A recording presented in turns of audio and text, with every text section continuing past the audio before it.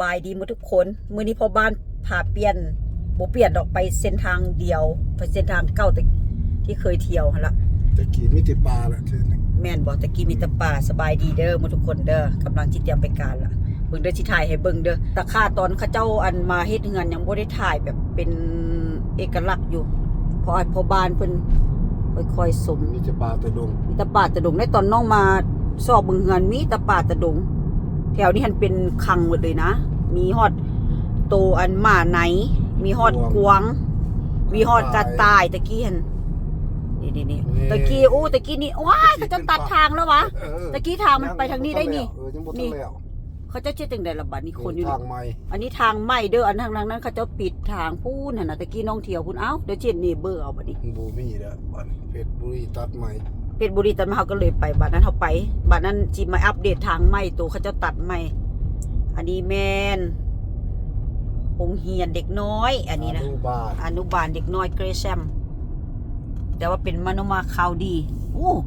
มื้อหน้ามันย่างภาคดิบ่ป๋าสิเป็นหยังมาเตะบ้านนี่เฮาคือบ่มีอันนั้นลุยมาเตะบ้านมีฮอดแบสอันนี้ซื้อปีกไก่ได้มั้ยพ่อตีปีกไก่พ่อโถอันนี้เอามาตีอยู่นี่น่ะมื้อใดย่าเอามาตีอยู่เดินนี่ไก่บ้านเฮาดิย่าตีลิ้นพ่อตัวนั้นมันมีภาคได้มื้อหน้าพาไปได้นี่เขาสิสร้างบ้านใหม่ว้าวตะกี้น่ะเอ้าคือเป็นหญ้าขึ้นจังซั่นพ่อเป็นล็อกเขาเจ้าจิตจังได๋บัดนี้ปลูกหญ้าไว้ซื่อๆดิอันนี้โอเคนี่พ่อบ้านมานี่เฮ็ดบ้านใหม่เบิดแล้วห่วยปานอันนั้นเนาะปานอันเขียวปานอันเข่าเนาะพูนเรื่องเฮากายปลูกไว้พุ่นอันนี้แม่นเมืองเกรแซมเด้อแต่ว่าเป็นมโนมาข่าวดีคือเก่ากับพอลแลนด์หั่นล่ะตัดทางเบิดแล้วตัดทางโอ้นี่เดี๋ยวเพิ่นสิตัดทางบ้านนั้นเฮาไปนี่ตะกี้ก็ตัดทางไปเฮือนอันนี้ทางนี้มันพวกน้องเที่ยวนี่แต่ละเทื่อนี่กลับไปให้เพิ่นเบิ่งลองมึงดูไปบ่ได้ไปบ่ได้โอเคบ่เป็นหยังไปซ่อนเงินนอกอันนี้หันแม่นบ้านใหม่เบิดได้นี่นะมีแต่ปลาแต่ดงพุ่นน่ะแม่นตะกี้มีแต่ป่าแต่ดงตอนน้องมาสอบเบิ่งเฮือนแต่สมัย5-6 ปีดังอันนี้บ่มีแล้วเดี๋ยวมานี่เห็นแต่เป็นคลังแล้วก็เป็นอันนั้นเหลือแต่ทั้งผู้บ่ได้เขาสิหยุดพุ่นส่วนหลายอันอายเอ้ยน้องลาวคนลาวก็มาอยู่นี่ลาวสิเว้าอันนะคนลาวก็มาอยู่นี่แถวนี้หลายเด้เงินไอ้โตยเงินนางอันนั้นนางอีหยังก่อนนาง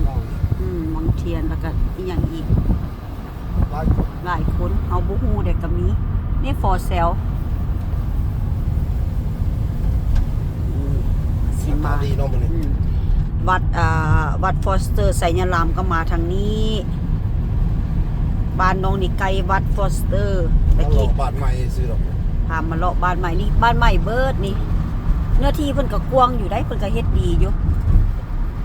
บ่อันเปิดเด้อหนาวเนี่ยทั้งหนาวตะกี้มีแต่ปลาแต่พอบ้านเพิ่นอาจหนาวนี่ทางต่อไปทางนานก็มีแต่ป่าแต่ว่าเพิ่นก็เป็นบ้านหมดแล้วเป็นหมู่บ้านหมดละ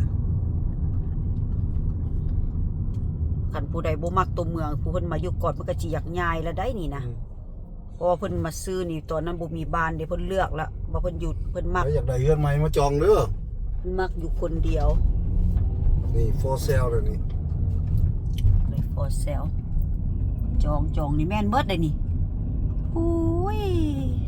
เป็นแต่สะออนพุ่นมีคนย่างคนโอ้มื้อหน้าเฮามาย่างมื้อหน้านะบ่แม่นหมู่บ้านแล้วบ่ย่างล่ะนี่คนมาอยู่หมดละตายเต็มหมดละหาคนแล้วนี่คนมาจองหมดละยังบ่ทันแล้วมีคนจองแล้วนะนี่นะพ่อน้องว่านะจองนะคนจองหมู่บ้านใหม่เบิดอันมันจะแกงเด็กก็ย้อนว่าอันนั้นเด้อรถแกงหมู่บ้านอันนี้แม่นเมืองรัฐออริกอนเนาะเมืองเกรแซมบ่ไปแล้วเดดแอนโอ้แต่ว่ากวางเนาะพุ่นน่ะข้างป่าทีโตไปเดดแอนลองดูอันนี้แล้วก็โค้งกลับสิเป็นเฮือนคนมื้อนั้นน่ะนี่สิเป็นป่าเบิดนะว้าวโบเดดโบแอนได้พอไปได้อยู่โอ้คันผู้ใดมีเฮือนอยู่แถวนี้ก็โกดตี้นี่นะผู้ใดมีดินพ พ่อก็บ่ซื้อดินอยู่ ฝืนรถสิต่อไปอีก ป้าทีโทนี่คือจะแม่นเป็นเหือนแล้วแหละต่ออนาคตต่อไปนี่ นี่ยังสั่งอยู่ตรงนี้ บ่มีคนมาอยู่เด้ นี่ สร้างเด้นี่เด้เหือนสร้างใหม่นี่เด้นี่เด้ร้านสับปะโถหา construction กำลังอันนั้นแฮนด์แมนกำลังอันสร้างเพิ่นแล้วล่ะ อ้าว บ่ติต้องให้เฮาไปได้ติเพราะเดดแอนอีหลี บ่ฟังความเดดแอนเด้อหลานสาวโทรหาหลานสาวอยู่เกาหลีโทรหานี่ สาวเกาหลี โอเคเด้อ เดี๋ยวจิตดังนั้นขอให้มาทุกคนจงอยู่ดีมีแฮงสบายดีปีใหม่อีกเทื่อนึงไปเรื่อย